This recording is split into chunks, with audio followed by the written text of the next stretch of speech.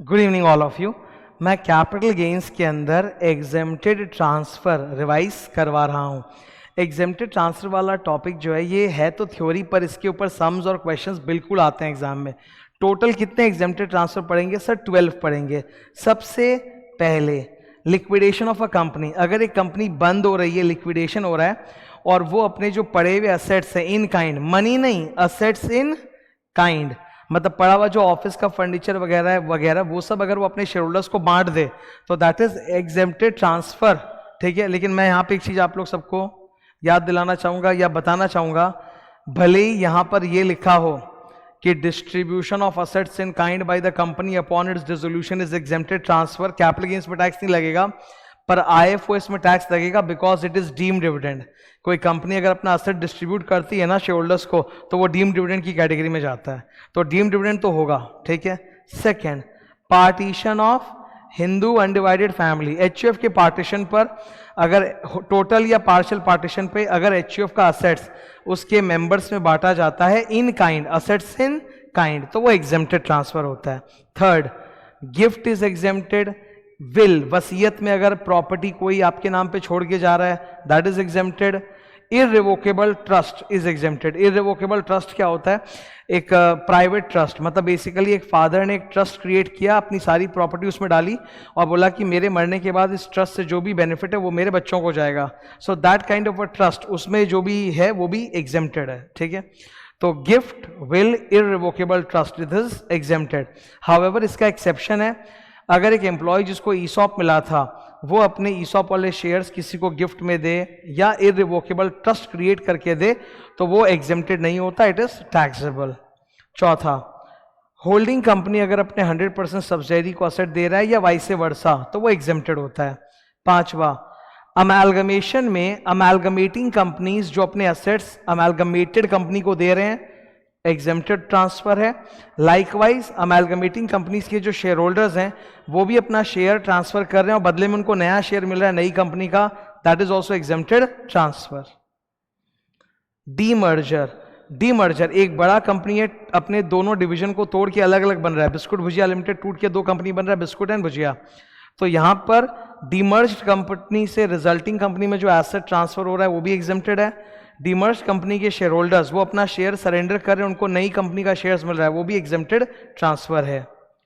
GDR, special economic zone के अंदर जो आईएफएससी सेंटर होता है वहां पर एक स्टॉक एक्सचेंज इंडिया में है जिसका नाम है इंडिया इंक्स। ये नेशनल स्टॉक एक्सचेंज का स्टार्ट किया हुआ है, अभी हिंदुस्तान में एक ही है, गुजरात में अहमदाबाद में एक शहर है गिफ्ट सिटी।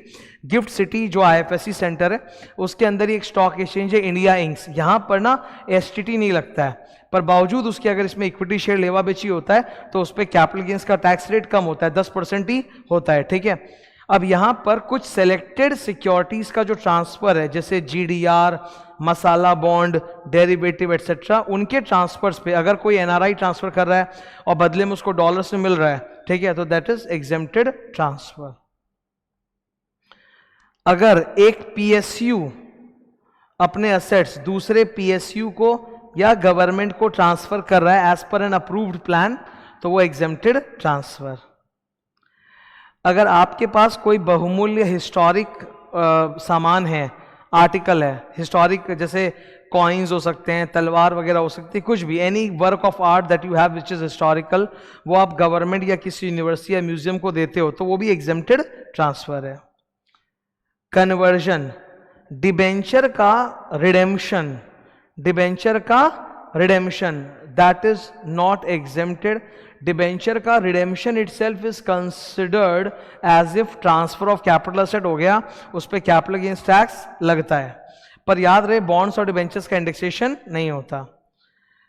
कन्वर्टिबल डिबेंचर या प्रेफरेंस शेयर्स को अगर आप कन्वर्ट कर रहे हो इनटू इक्विटी शेयर, मतलब रिडेम्पशन करना मतलब होता है पैसा देना, वो तो टैक्सेबल है, पर अगर आप रिडीम नहीं करे बल्कि इक्विटी शेयर में कन्वर्ट कर रहे हो then that is exempted transfer.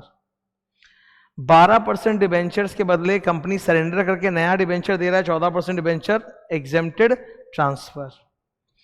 Reverse mortgage का मैंने पूरा डिटेल एक दिन आप लोगों को पढ़ाया था।